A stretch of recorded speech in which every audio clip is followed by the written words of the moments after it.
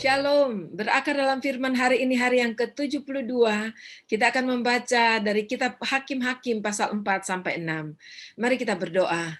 Terima kasih Tuhan, kami bersyukur kepada Engkau buat hari ini, dan kami buka hati kepada kebenaran firman-Mu. Ajarilah kami agar kami boleh diubahkan di dalam firman-Mu. Dalam nama Tuhan Yesus kami berdoa.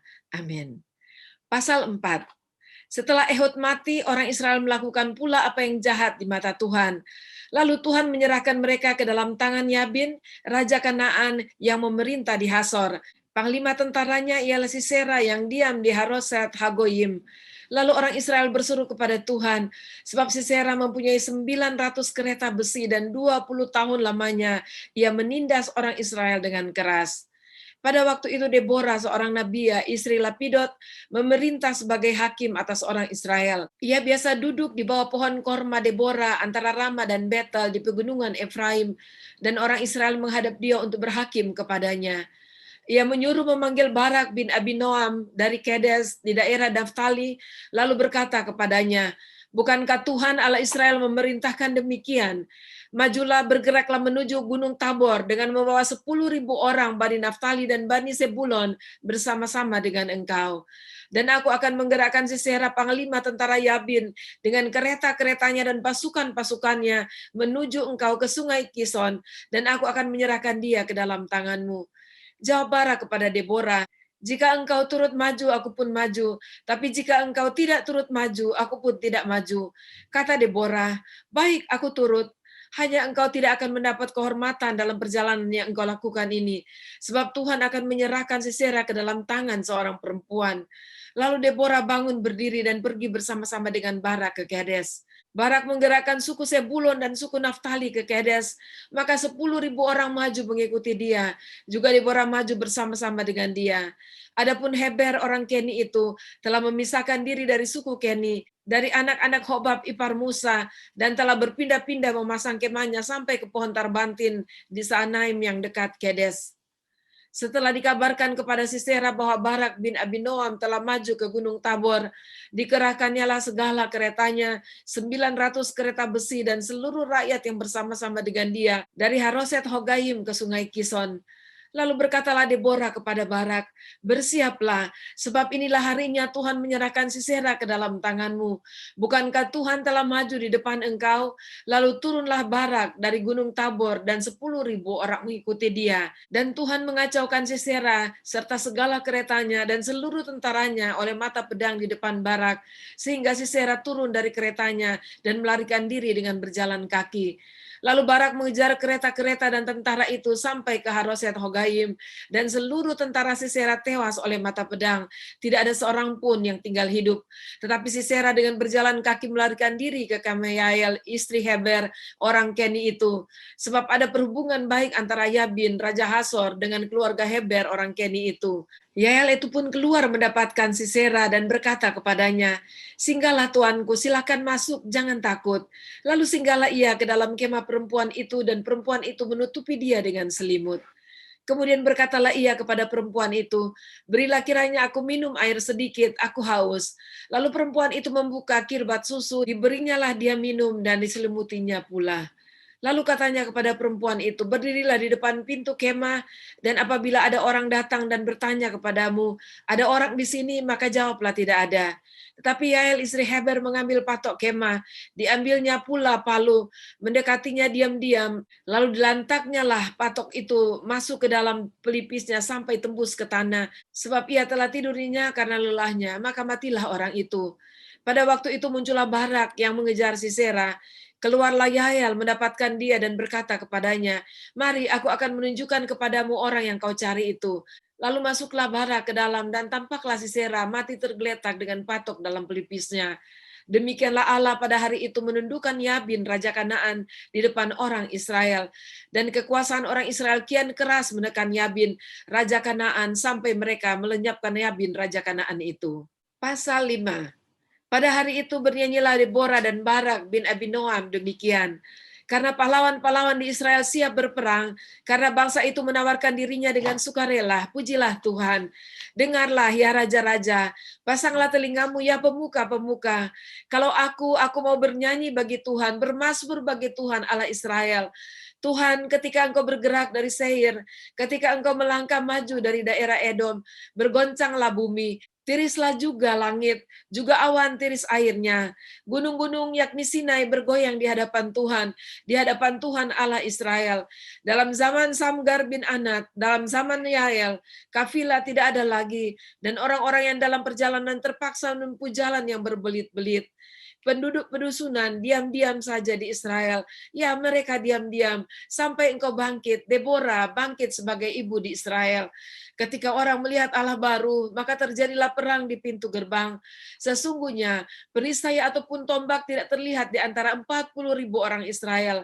Hatiku tertuju kepada para panglima Israel, kepada mereka yang menawarkan dirinya dengan sukarela di antara bangsa itu. Pujilah Tuhan, kamu yang menunggang keledai betina putih, kamu yang duduk di atas permadani, kamu yang berjalan di jalan, ceritakanlah hal itu.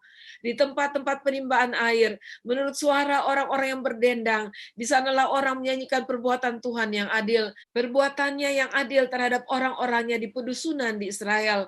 Pada waktu itu turunlah umat Tuhan ke pintu gerbang. Bangunlah, bangunlah Deborah, bangunlah, bangunlah, nyanyikanlah suatu nyanyian, bangkitlah Barak, dan giringlah tawananmu, hai anak Abinoam.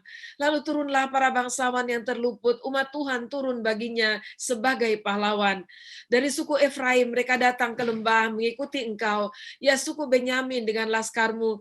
Dari suku Makir turunlah para panglima, dan dari suku Sebulon orang-orang pembawa tongkat pengerah.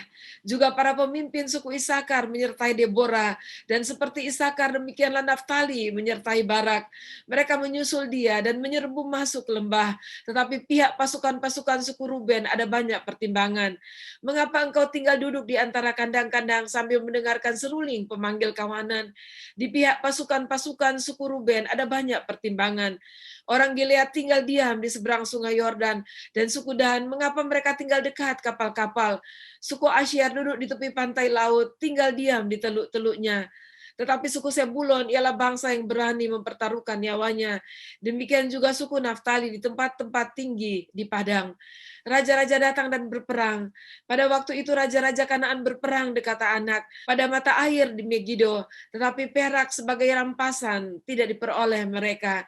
Dari langit berperang bintang-bintang, dari peredarannya mereka memerangi Sisera. Sungai Kison menghanyutkan musuh. Kison, sungai yang terkenal dari dahulu kala itu. Majulah sekuat tenaga, hai jiwaku. Ketika itu menderaplah telapak kuda, karena berpacu lari kuda-kudanya. Kutukilah kota Meros, firman malaikat Tuhan. Kutukilah habis-habisan penduduknya, karena mereka tidak datang membantu Tuhan sebagai pahlawan. Diberkatilah Yael istri Heber orang Keni itu, melebihi perempuan-perempuan lain, diberkatilah ia, melebihi perempuan-perempuan yang di dalam kemah. Air diminta orang itu, tapi susu diberikannya. Dalam cawan yang indah disuguhkannya dadi. Tangannya diulurkannya mengambil patok, tangan kanannya mengambil tukul tukang, ditukulnya Sisera, dihancurkannya kepalanya dan diremukkan dan ditembusnya pelipisnya. Dekat kakinya orang itu rebah, tewas tergeletak. Dekat kakinya orang itu rebah dan tewas, di tempat ia rebah, di sanalah orang itu tewas digagahi. Dari jendela ibu Sisera menjenguk dan berseru dari tingkap, mengapa keretanya tak kunjung datang? Mengapa kereta-keretanya belum kedengaran? Yang paling bijak di antara dayang-dayang yang menjawabnya, dan ia sendiri juga membalas perkataannya itu. Bukankah mereka mendapat jarahan dan membagi-baginya? Gadis seorang dua untuk setiap orang, jarahan kain berwarna sehelai dua untuk Sisera. Jarahan kain sulaman aneka warna sehelai dua untuk leherku. Demikianlah akan binasa segala musuhmu ya Tuhan. Tapi orang yang mengasihinya bagaikan matahari terbit dalam kemegahannya. Lalu amanlah negeri itu 40 tahun lamanya. Pasal 6. Tetapi orang Israel melakukan apa yang jahat di mata Tuhan. Sebab itu Tuhan menyerahkan mereka ke dalam tangan orang Midian 7 tahun lamanya. Dan selama itu orang Midian berkuasa atas orang Israel. Karena takutnya kepada orang Midian itu, maka orang Israel membuat tempat-tempat perlindungan di pegunungan, yakni gua-gua dan kubu-kubu. Setiap kali orang Israel selesai menabur, datanglah orang Midian, orang Amalek, dan orang-orang dari sebelah timur lalu maju mendatangi mereka. Mereka malah orang-orang itu di daerah mereka dan memusnahkan hasil tanah itu sampai ke dekat Gaza, dan tidak meninggalkan bahan makanan apapun di Israel, juga domba atau lembu atau keledai pun tidak. Sebab orang-orang itu datang maju dengan ternaknya dan kemahnya, dan datangnya itu berbanyak-banyak seperti belalang. Orang-orangnya dan unta-untanya tidak terhitung banyaknya. Sekalian ia datang ke negeri itu untuk memusnahkannya. Sehingga orang Israel menjadi sangat melarat oleh perbuatan orang Midian itu. Lalu berserulah orang Israel kepada Tuhan. Ketika orang Israel berseru kepada Tuhan karena orang Midian itu, maka Tuhan mengutus seorang nabi kepada orang Israel yang berkata kepada mereka, "Beginilah firman Tuhan Allah Israel, Akulah yang menuntun kamu keluar dari Mesir dan yang membawa kamu keluar dari rumah perbudakan. Aku melepaskan kamu dari tangan orang Mesir dan dari tangan semua orang yang menindas kamu. Bahkan aku menghalau mereka dari depanmu dan negeri mereka kuberikan kepadamu. Dan aku telah berfirman kepadamu, Akulah Tuhan Allahmu, maka janganlah kamu menyembah Allah orang Amori yang negerinya kamu diami ini. Tetapi kamu tidak mendengarkan firman-Ku itu." Kemudian datanglah malaikat Tuhan dan duduk di bawah pohon tarbantin di Ofra, kepunyaan Yoas orang Abieser itu. Sedang Gideon anaknya mengirik gandum dalam tempat pemerasan anggur agar tersembunyi bagi orang Midian. Malaikat Tuhan menampakkan diri kepadanya dan berfirman kepadanya demikian, "Tuhan menyertai engkau ya pahlawan yang gagap berani." Jawab Gideon kepadanya, "Ah Tuanku, jika Tuhan menyertai kami, mengapa semuanya ini menimpa kami? Di manakah segala perbuatan-perbuatannya yang ajaib yang diceritakan oleh nenek moyang kami kepada kami ketika mereka berkata, bukankah Tuhan telah menuntun kita keluar dari Mesir, tetapi sekarang Tuhan membuang kami dan menyerahkan kami ke dalam cengkraman orang Midian." Lalu berpalinglah Tuhan kepadanya dan berfirman, "Pergilah dengan kekuatanmu ini dan selamatkanlah orang Israel dari cengkraman orang Midian. Bukankah aku mengutus engkau?" Tetapi jawabnya kepadanya, "Ah Tuhanku, dengan apakah akan kuselamatkan orang Israel? Ketahuilah kaumku adalah yang paling kecil di antara suku Manasye, dan aku pun seorang yang paling muda di antara kaum keluargaku." Berfirmanlah Tuhan kepadanya, "Tetapi akulah yang menyertai engkau, sebab itu engkau akan memukul kala orang Midian itu sampai habis." Maka jawabnya kepadanya, "Jika sekiranya aku mendapat kasih karunia di matamu, maka berikanlah kepadaku tanda bahwa engkau sendirilah yang berfirman kepadaku. Janganlah kiranya pergi dari sini, sampai aku datang kepadamu membawa persembahanku dan meletakkannya di hadapanmu. Firman-Nya, aku akan tinggal sampai engkau kembali." Masuklah Gideon ke dalam, lalu mengolah seekor anak kambing dan roti yang tidak beragi dari seeva tepung. Ditaruhnya daging itu ke dalam bakul dan kuahnya ke dalam periuk. Dibawanya itu kepadanya ke bawah pohon tarbantin lalu disuguhkannya. Berfirmanlah malaikat Allah kepadanya, "Ambillah daging dan roti yang tidak beragi itu, letakkanlah ke atas batu ini, dan curahkanlah kuahnya." Maka diperbuatnya demikian. Dan malaikat Tuhan mengulurkan tongkat yang ada di tangannya. Dengan ujungnya disinggungnya daging dan roti itu. Maka timbullah api dari batu itu dan memakan habis daging dan roti itu. Kemudian hilanglah malaikat Tuhan dari pandangannya. Maka tahulah Gideon bahwa itulah malaikat Tuhan. Lalu katanya, "Celakalah aku, Tuhanku Allah, sebab memang telah kulihat malaikat Tuhan dengan berhadapan muka." Tapi berfirmanlah Tuhan kepadanya, "Selamatlah engkau, jangan takut, engkau tidak akan mati." Lalu Gideon mendirikan mezbah di sana bagi Tuhan dan menamainya, "Tuhan itu keselamatan." Mezbah itu masih ada sampai sekarang di Ofra, kota orang Abieser. Pada malam itu juga Tuhan berfirman kepadanya, "Ambillah seekor lembu jantan kepunyaan ayahmu, yakni lembu jantan yang kedua berumur 7 tahun. Runtuhkanlah mezbah Baal kepunyaan ayahmu, dan tebanglah tiang berhala yang di dekatnya. Kemudian dirikanlah mezbah bagi Tuhan Allahmu di atas kubu pertahanan ini dengan disusun baik. Lalu ambillah lembu jantan yang kedua, dan persembahkanlah korban bakaran dengan kayu tiang berhala yang akan kau tebang itu." Kemudian Gideon membawa 10 orang hambanya, dan diperbuatnyalah seperti yang difirmankan Tuhan kepadanya. Tetapi karena ia takut kepada kaum keluarganya dan kepada orang-orang kota itu untuk melakukan hal itu pada waktu siang, maka dilakukannya lah pada waktu malam. Ketika orang-orang kota itu bangun pagi-pagi, tampaklah telah dirobohkan mezbah Baal itu, telah ditebang tiang berhala yang di dekatnya, dan telah dikorbankan lembu jantan yang kedua di atas mezbah yang didirikan itu. Berkatalah mereka seorang kepada yang lain, siapakah yang melakukan hal itu? Setelah diperiksa dan ditanya-tanya, maka kata orang, Gideon bin Yoas, dialah yang melakukan hal itu. Sesudah itu berkatalah orang-orang kota itu kepada Yoas, bawalah anakmu itu keluar, dia harus mati karena ia telah merobohkan mezbah Baal dan karena ia telah menebang tiang berhala yang di dekatnya. Tetapi jawab Yoas kepada semua orang yang mengurumuninya itu, kamu mau berjuang membela Baal atau kamu mau menolong dia? Siapa yang berjuang membela Baal akan dihukum mati sebelum pagi. Jika Baal itu Allah, biarlah ia berjuang membela dirinya sendiri setelah mezbahnya dirobohkan orang. Dan apabila hari itu diberikan oranglah nama Yerubbaal kepada Gideon, karena kata orang, biarlah Baal berjuang dengan dia setelah dirobohkannya mezbahnya itu. Seluruh orang Midian dan orang Amalek dan orang-orang dari sebelah timur telah berkumpul bersama-sama. Mereka telah menyeberang dan berkemah di lembah Yisrael. Pada waktu itu roh Tuhan menguasai Gideon. Ditiupnyalah sangkakala dan orang-orang Abiezer dikerahkan untuk mengikuti dia. Juga dikirimnya pesan kepada seluruh suku Manasye dan orang-orang ini pun dikerahkan untuk mengikuti dia. Dikirimnya pula pesan kepada suku Asyer, Sebulon dan Naftali dan orang-orang ini pun maju untuk menggabungkan diri dengan mereka. Kemudian berkatalah Gideon kepada Allah, jika engkau mau menyelamatkan orang Israel dengan perantaraanku seperti yang kau firmankan itu, maka aku membentangkan guntingan bulu domba di tempat pengirikan. Apabila hanya di atas guntingan bulu itu ada embun, tetapi seluruh tanah di situ tinggal kering, maka tahulah aku bahwa engkau mau menyelamatkan orang Israel dengan perantaraanku seperti yang kau firmankan. Dan demikianlah terjadi, sebab keesokan harinya pagi-pagi ia bangun, dipulasnya guntingan bulu itu dan diperasnya air embun dari guntingan dipulasnya guntingan bulu itu dan diperasnya air embun dari guntingan bulu itu secawan penuh air. Lalu berkatalah Gideon kepada Allah, janganlah kiranya murkamu bangkit terhadap aku apabila aku berkata lagi sekali ini saja, biarkanlah aku satu kali lagi saja mengambil percobaan dengan guntingan bulu itu, sekiranya yang kering hanya guntingan bulu itu dan di atas seluruhnya tanah itu ada embun.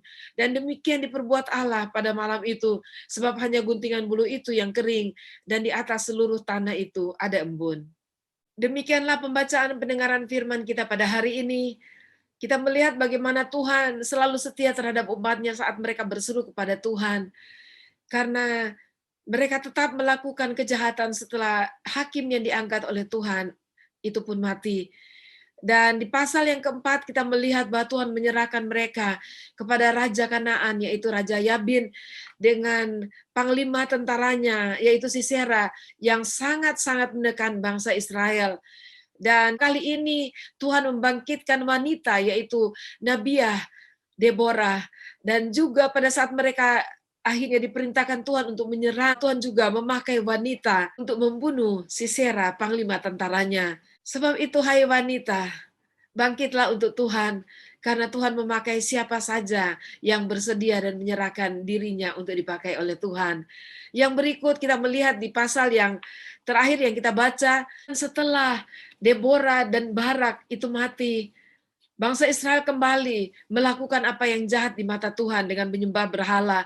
Allah menyerahkan mereka ke tangan orang Midian yang lebih bengis lagi menindas mereka dan merampasi mereka habis-habisan. Dan kali ini kita melihat Tuhan memakai seorang yang muda, bahkan yang paling muda, dan dari suku yang terkecil dari bangsa Israel. Kita melihat Tuhan bisa memakai siapa saja. Sebab itu jangan takut, saudara, tetap percaya Tuhan dan tetap hidup benar di hadapan Tuhan. Karena siapapun engkau, bila Tuhan mau, Tuhan dapat memakai engkau. Sebab itu tersedialah bagi Tuhan. Puji Tuhan, mari terus kita belajar. Kita akan meneruskan besok dengan membaca kisah selanjutnya dari Gideon. Tuhan Yesus memberkati, mari kita berdoa. Terima kasih Tuhan buat pembacaan firman Tuhan hari ini. Kami sangat bersyukur karena kami percaya bahwa Penyertaan Tuhan bagi umat Tuhan itu selalu ada, walaupun ada waktu-waktunya mereka berbuat jahat, pelanggaran yang fatal yaitu menyembah berhala. Dan ini menjadi pelajaran bagi kami Tuhan, agar kami berhati-hati dalam kehidupan kami, sehingga kami hidup benar di hadapan Engkau dan mentaati segala perintah-perintah-Mu.